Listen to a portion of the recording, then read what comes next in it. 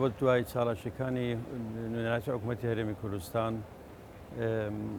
لەسەر داوەتی فەرمی پەرلەمانی کوردستان حکوومەتی هەرێمی کوردستان شاندەشی پەرلەمانی دانمارک سەردانی هەرێمی کوردستان دەکات کە یەکەم جارە شاندێک لەو حەزمە سەردانی هەرێمی کوردستان بکات لە 4 لایەن پێکاتووە زۆر کە هەمویان لایەنی ئۆپۆزیسیۆنن لە پەرلەمانی دانمارک لە ناویان جێگیری سەرۆکی پەرلەمانی تێدایە و سەرۆکانی پێشووی پارتی ئێسێف و ئینجلیستنی تێدایە. زۆربەی ئەو پەرلەمانتارانە دۆستی کوردن و داوت کراون بە داوت فەرمی لەلایەن حکوومەتی هەرێمەوە بۆ ئەوەی بۆ پتەوکردنی پەیوەندیەکان لە بینی هەرێمی کوردستان و گەلی کوردستان و گەلی دانمارک و حکوومەتی دانمارک هەروەها لە بینی پەرلەمانی هەردوولا.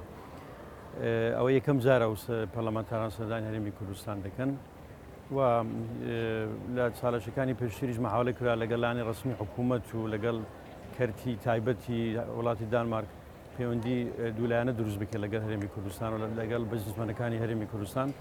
ئێستاش لە ڕووی سیاسیەوە ئەو هەنگاوە داوێشرێ. پێش ئێستاش حکوومەتی دانمارک توانی نوێنەراتی خۆی کۆنسولی فەخری خۆی لە هەولێر بکاتەوە، ئەوەش سەرکەوتنێکی زۆر گەورە بۆ پەیوەندیانە و هەدەفەکەش ئەوەیە کە لە دوای گەڕانەوەیان بتوانن چەند ساڵاشێک بنوێنن لە پەرلەمانی دانمارک و بە تایبەتی کار بۆ دەکرێت کە کۆمیتەیەک پێک بهێنرێ لە ژنێک پێنرێت لە کەسانی کە دۆستی کوردن لە پەرلەمانی دانمارک چ لەوانی لە ئەحزابی لیبەرالن چەوانی سۆشالیستن بۆ ئەوەی کە لە کاتی پێویست پشتگیری لە دۆسەی کورد بکەن. Vi er en gruppe af folketingsmedlemmer og en enkelt fra Europaparlamentet, som er på vej til irakisk Kurdistan på invitation fra den lokale regering der. Og det er jo spændende, fordi det er jo den om man så må sige, mest stabile og fredelige del af Irak, og vi er meget interesserede i at få lært, hvordan det går derude, og hvad for nogle udsigter man mener, der er for fremtiden, også inden for den irakiske føderation.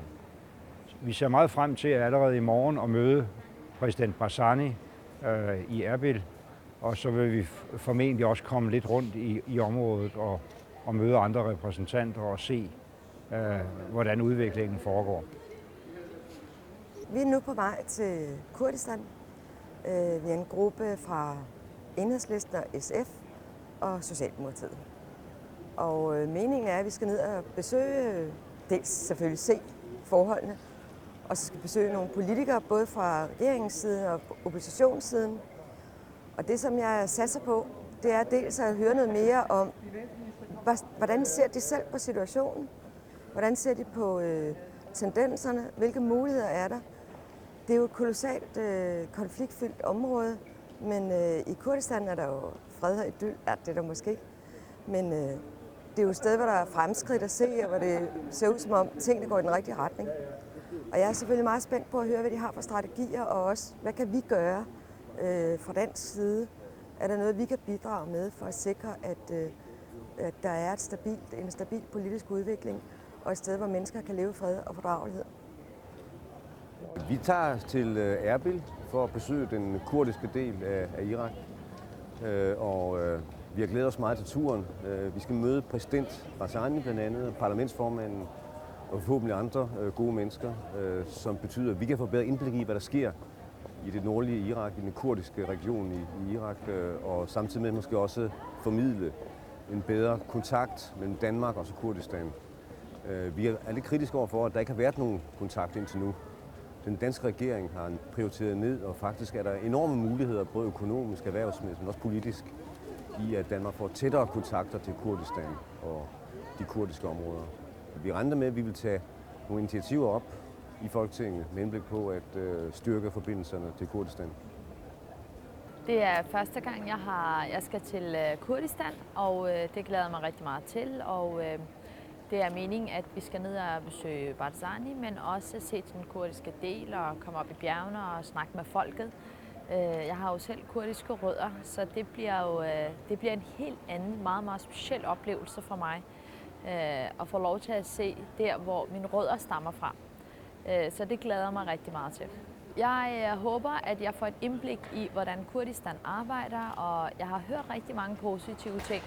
Så det bliver også meget spændende at se det med sine egne øjne og kunne tage det med til Danmark efterfølgende, så man også ligesom kan dele de der erfaringer ud, så man på en eller anden måde kan være med til at støtte den gode udvikling, Kurdistan er i gang med.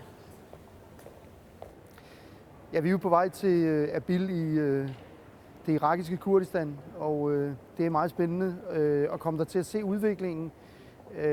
Dels udviklingen om, hvad der er sket i det område af Irak, som Danmark jo sender mange flygtninge tilbage til, men jo også at høre deres perspektiver for hele det kurdiske folks sag. Altså kurderne er jo et folk, som ikke har deres eget land, og som er opdelt på mange forskellige lande, på Syrien, på Irak, på Iran og på Tyrkiet. Og det er jo vigtigt at få afklaret, hvordan får man en større samhørighed blandt det kurdiske folk. Så det er blandt andet noget af det, som jeg vil være meget interesseret i at høre om, så det glæder jeg mig rigtig meget til. Jeg har tit været i den tyrkiske del af Kurdistan, men jeg har aldrig været i den irakiske del af Kurdistan, og derfor bliver det selvfølgelig spændende. Det vi regner med at få ud af turen her, det er jo at få et bedre billede af, hvilke perspektiver der er for at sikre det kurdiske folk deres rettigheder. Som sagt, det kurdiske folk er et folk, som aldrig har haft et land, som har været splittet, som har været brugt som brikker i et spil.